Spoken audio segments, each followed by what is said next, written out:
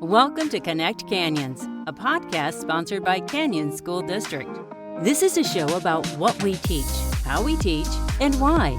We get up close and personal with some of the people who make our schools great. Students, teachers, principals, parents, and more. We meet national experts too. Learning is about making connections. So connect with us.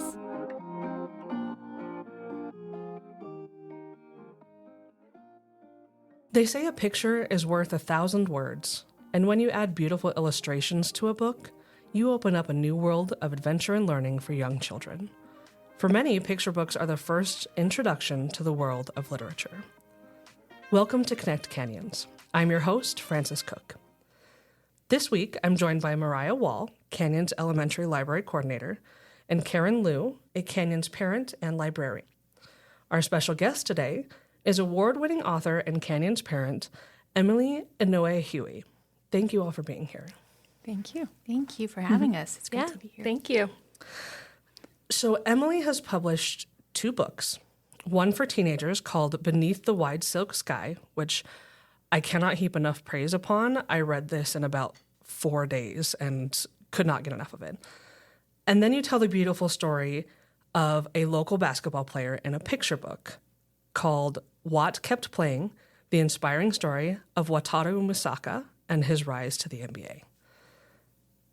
I'd like to start things off. Emily, what inspired you to write these books, and how did you decide to write them in such different styles? Let's see. Both of these books, I would say, have at least something to do with my family. And so they're at least in part inspired by love for real people. The first book is about the Japanese American, their forced removal and incarceration during World War II. And so that's something that my grandparents went through. My dad was born in one of those prison camps. And so I had some feelings about that, and really for me, young adult literature is always about hope, right? It's always about it's always about your identity, finding your identity and finding hope in life. And I feel like I wanted to write a story about that for my grandma, who, when she went through it, probably didn't know whether it was all going to work out. So I think it's a more serious book, and I think that's why it's for teenagers. But I think that's something that it does have in common with the picture book. The picture book is about a Japanese American man from Utah. He lived in Ogden and then eventually ended up playing for the University of Utah, where he won a couple national championships and then eventually became the first person of color to play in the NBA. And he did this all in the 1940s, at the time when most Japanese Americans were in prison camps. And so, again, he's someone I knew. His brother married my aunt, and so I saw him at a lot of family functions and had a lot of respect for him. And I think the reason it's a picture book, which we're going to talk about picture books today. The reason it's a picture book is I had a very specific person in mind when I wrote this book, and that was my young son, who was picture book age when I was writing it. He's now started to do chapter books, but and so it was really about writing it for him specifically and for kids who are in that phase of learning what they can do. That's such a young age, and I think particularly for people of color, it's important to have that representation in picture books. Can you speak to that? Yeah, so I grew up in Utah. I grew up in Provo, which I think it was 2019. I saw it in some news article, and they called it the most homogenous city in the country. And I grew up there in the 80s and 90s. I definitely noticed, I think I was in 3rd grade. I remember in 3rd grade noticing that I didn't look like everyone else. And so my mom, I know no one can see me. I'm half Japanese. Well, I don't know how I feel about the word half, to be honest, but my dad's Japanese and my mom's Caucasian. And my mom really saw this need for me to see myself represented. And so she went to the BYU bookstore and bought me every book she could find about Asian characters. But at the time, what was available, I don't know if you've ever seen like the 5 Chinese brothers. Every single character has a bright yellow face. They all look exactly the same. It's those kind of books are the kind of books that were available at that time. And so I know what it's like to read something like that and feel uncomfortable, maybe feel erased. I think we have so many better options now. And I know seeing my kids, seeing what they pull off the shelves, they almost always, if there is a book about something that's close to their culture and they see it, they usually want to just at least, shuffle through it. Mm-hmm. And I don't know what that is, but I think it's just a desire to know your place in the world and know that there is a place for you in the world. And that's something that I think we're all working on as a big group. What's that called? A group project? Yeah, sure. Big group project. Mariah, did you have a question? Emily brought up that there's a lot more options now, and it's taken a really long time for picture books to get there. Like if you start at the beginning of picture books, and most of my knowledge is Western history, so I can say that it is biased that way. The first picture book comes out in the 1600s, and that's Orbis Pictus, and it's this visual dictionary for kids, which if we looked at it now, we would think it's very, very boring. And then it takes almost 4 centuries for books to move beyond morality tales and like hitting you over the head with a lesson. Sure. And in the 20th century, they finally start adding some silliness and some nuance and approaching topics in new ways. But it really wasn't until about like 2015 that publishers saw the big gap, that they are not representing most people. And there's been a big push to try and change that. So now, luckily, we can find books on homelessness and the foster care system and people who have different family structures.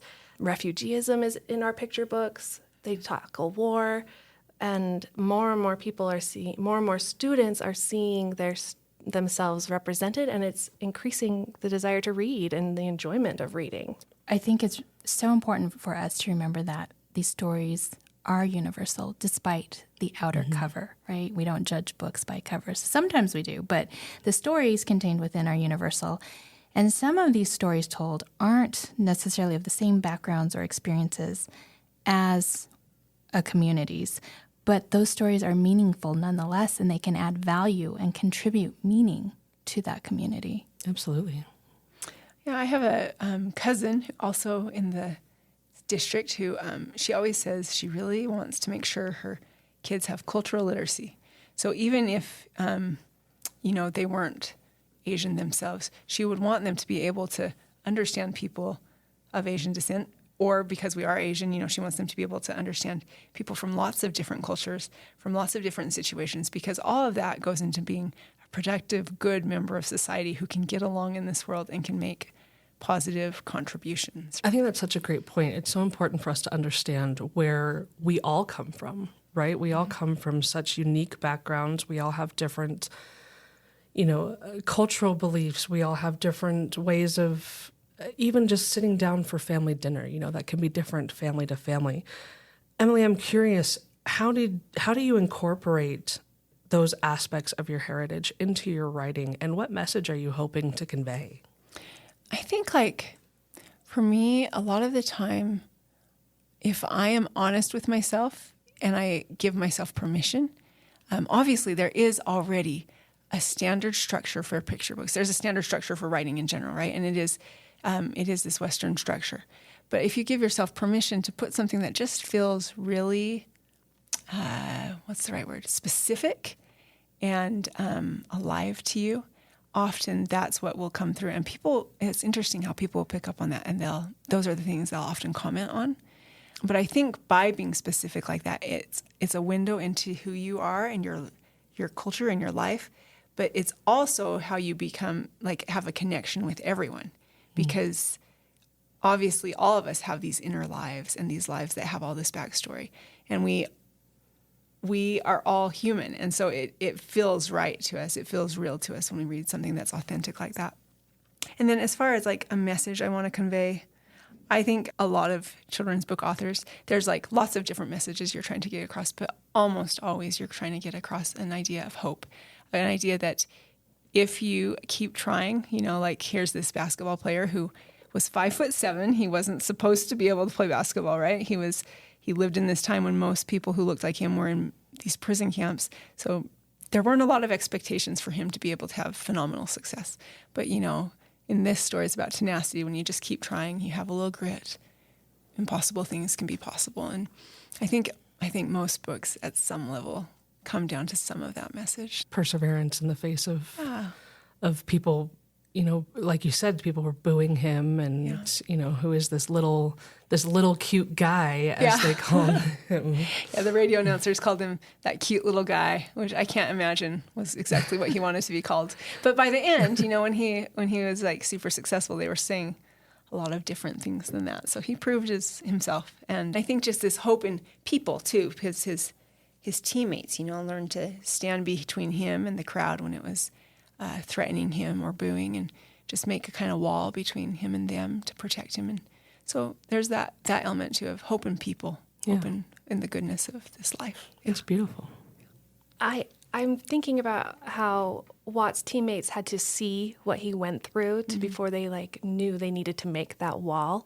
And I'm thinking about how picture books can kind of be like that for children and students, where, especially because they're so visual, you literally see what has happened to others in our society, and you build more empathy, and I think it empowers them to be that wall for others. I love that. I just read an article, just this week. Not an article, I guess it's an academic article. There were these universities in the UK. They did 70 studies about reading, and they found that reading fostered more empathy than watching movies or, I just thought that was really, or TV, sorry. But I just thought that was really interesting. That makes sense to me as someone who reads, it makes sense to me. My husband will hate if I tell this story, but I'm going to. I was with my husband when I got my first book deal.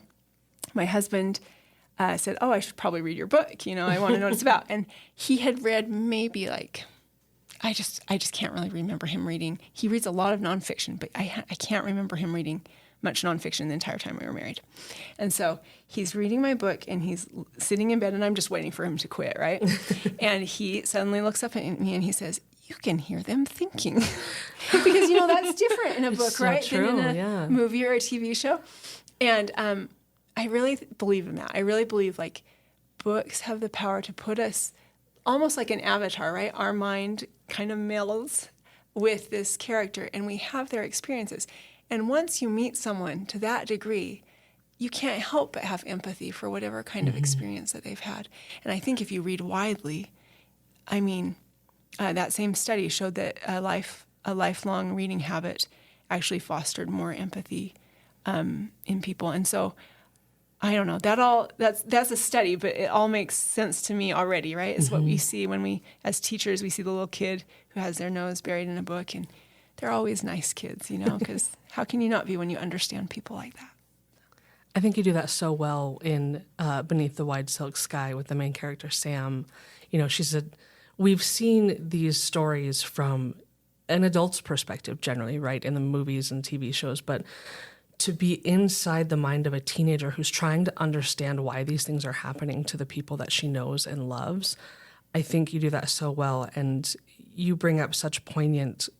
There were some times where I listened to it as an audiobook, and there are some times where I rewind it, and or I guess that's an old phrase. I would go back a couple of seconds. Let's rewind. Let's rewind. That question before, yeah. There are times where I would go back and re-listen because you just have such poignant phrases. Her friend Hiro says, "The prejudice isn't about us; it's about them." Yeah. And then her other friend Ruth says, "You shouldn't have to ask why I'm willing to be your friend. They're the ones who should ask why they aren't." And I thought that was just so beautifully put, and just put you in those shoes of these teenagers. That line stopped me in my tracks while I was binge reading it. I read it in 3.5 hours. I felt like every character was so sensitively portrayed and so well-rounded, and that idea of why wouldn't they be? It's all about them. Made me just. I understand so many of the issues going on today, but that really put it into perspective of it's not about that person who's being hurt. Well, thank you. Yeah, well, one of my big questions, something that's haunted me, is this study that said that 93% of Americans thought it was a good idea to put these Japanese Americans in camp. Now, in my lifetime, everyone who's ever heard what happened to my grandparents has said that's shocking. It's something that we can't believe happened. And so that disconnect, that juxtaposition of people who think it could never happen and the 93% thought it should happen, that haunts me. Like, what is it that we can be convinced to do with the right propaganda, the right circumstances, the right fear, right? And so I came at this book with that real question of, why did this happen?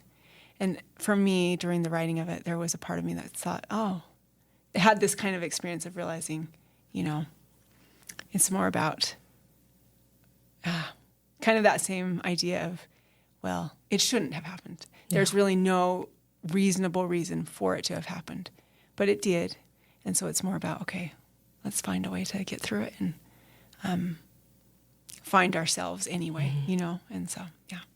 Well, I think that's a great point. It's like your characters say, there's a phrase that they say over and over again, nothing to be done about it. Mm-hmm. But it's what happens after that. Okay, yeah. I may not be able to do anything about this situation, but how can I make the best of it? Yeah, that shikataganai from the Japanese, that nothing to be done. But really, when nothing to be done is the way it is, then, okay, what's next? What'll you do to just get through this hard situation? So, yeah. I think maybe in the context of this conversation, like having shared reading experiences of a variety of books that show multiple perspectives can be part of that what's next for us. Absolutely. And I think the more widely and deeply our kids read, we are in this very divided time, and it's sometimes hard on both sides. We're not siding on either side here, but it's hard on both sides to recognize the humanity in people who disagree with you so strenuously, right? Mm-hmm. But I think if we can read widely and deeply, then we can come to a point where we can recognize humanity in people who may really be hard for us. And I think that's a chance. If our kids can do that, I hope that we keep fiction as a priority in our education, because if we can do that, then that's the chance for a better cooperative voting body in the future, Yeah. So. And, going back to Wat Kept Playing, your picture book, I feel like you were able to convey that same message of hope and perseverance in a much more simplified way that our kiddos will be able to understand. And it's so beautifully illustrated as well. I think it's just the perfect key to get that conversation going. Oh, well, thank you. Wat Misaka was a person who believed in people, and he was someone who looked for the good in situations. Beyond just being an amazing basketball player, he's like the kind of human being you can look up to for who he is personally. Mm. And so I think partly that was just a gift when I chose the subject. So, yeah. If you look online anywhere, you can see a definition of what is cultural authenticity. And it's really the extent of a book reflecting the worldview of beliefs and values that depict the accuracy, I should say, of everyday life and language of a specific cultural group. And so I would love to ask Emily, what other books, and both of you, also Mariah, what books shaped you or were meaningful to you? For me, when I go through this definition of cultural authenticity and this really important essay, I like to focus on, obviously, literary quality, the importance. Is it a high-quality story? The origin and authorship of who wrote it. So, yes, I'm definitely reading Emily's stories, right? What are their backgrounds and experiences? What might they have told in the story? Why did Emily share about these stories? That's something important. Believability. Are these characters stereotypes or caricatures? You talked about the five brothers, and they're stereotype, right? So to me, something that is really meaningful to me now is Joanna Ho's book, Eyes That Kiss in the Corners, right? Mm. That's a great book that would have been really meaningful to me as a child. We look at accuracy of details and authenticity of values. Perspectives. Whose perspective is portrayed? Who is telling the story? Like Maisie Chen's Last Chance, right? Mm-hmm. Audience. Who is the intended audience? Is it children? Is it written for children from that culture or to inform children from other cultures about a culture.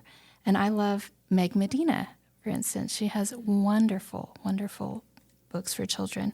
And so again, I come back, I've mentioned Eyes That Kiss in the Corner. Is there a book, Emily, that when you were a child, aside from that, or maybe as an adult, now that you've Eyes got That Kiss children? in the Corners wasn't available when we were kids. That's right. Yeah. Again, I actually just told the Canyons librarians how important the Babysitters Club was to me. I love the Babysitters Club. Claudia? Yes. Yeah, Claudia, that representation of an Asian American who wasn't the stereotype, and she influenced me so much that I wore my hair on the side of my head like she did, in a ponytail, side ponytail for like 2 grades. So, yeah, I mean, that was one that was important to me as a kid. There are so many better ones now. I mean, I'm not hating on the Babysitters Club. It was very important to me. But I'm just saying there's just so many more options now of different books to read. Mm-hmm. Graceland is one that I come back to over and over again for my own kids. My husband's Chinese, so that is also part of their culture. Graceland. And then I do have all of Joanna's books. Yeah. I love Graceland. So Mariah, I guess for you or for your students, what are you seeing fly off of your bookshelves? Yeah. So I was thinking about, I didn't have to look very far to find people who looked like me growing up. But one of my first jobs in a library was in a very diverse school. I think 95% of our kids were students of color. And I came into their library and I found maybe 5 books that represented them. So in the 3 years I was there, I made this huge push to diversify our library, to let there be more windows and mirrors for them to see themselves through. And the happiest memories I have from that school is when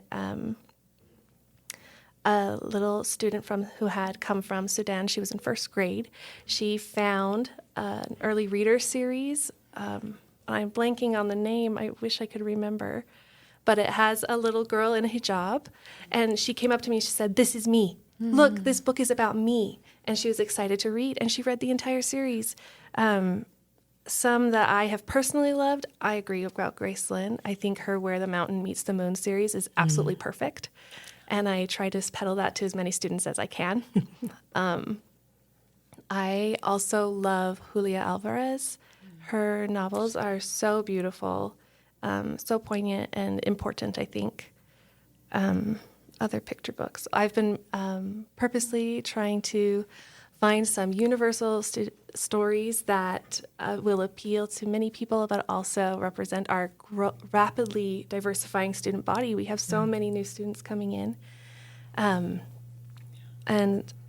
the Caldecott winner this year, Big, is such a beautiful representation of people. Big. Oh my gosh, I cried when I read that book. Watercress is another. There's so many good ones now. Watercress by Andrea Wong is so great. So I think it comes down to when we talk about book selection and book collections, I talk about this with my libraries. It's really understanding your community needs and wants. Who is in your community? How do you invite them into your library? If I'm serving in a library in a rural community versus an urban community, that collection may look a little different. Are you including books of people with disabilities or neurodiversity? And Mariah, you mentioned earlier family structure. We have single parent families. I was a single parent for a long time. We have blended families. I now am part of my children are in a blended family. We have adopted families. When we meet those community needs, we also want to have a well-rounded collection. And again, Mariah mentioned stories with multiple perspectives and experiences. And, I think that helps us as we shape our collection and make those selections. And again, coming back to the mirrors, windows, sliding glass doors, you talk about Dr. Rudine Sim Bishop, thank you. Her groundbreaking essay in the 90s where it discusses how important it is for children to see themselves.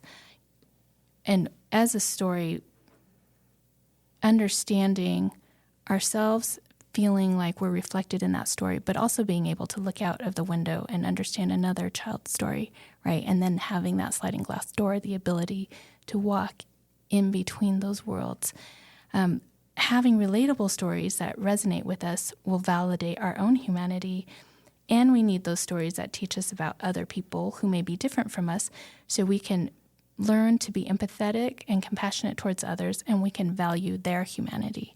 And that's why I loved listening to Emily talk about hope and humanity. Yeah. How does this connect us all together? And I think that's such an important reason and for fiction, right? For books and for informational books, but it is connecting in our humanity.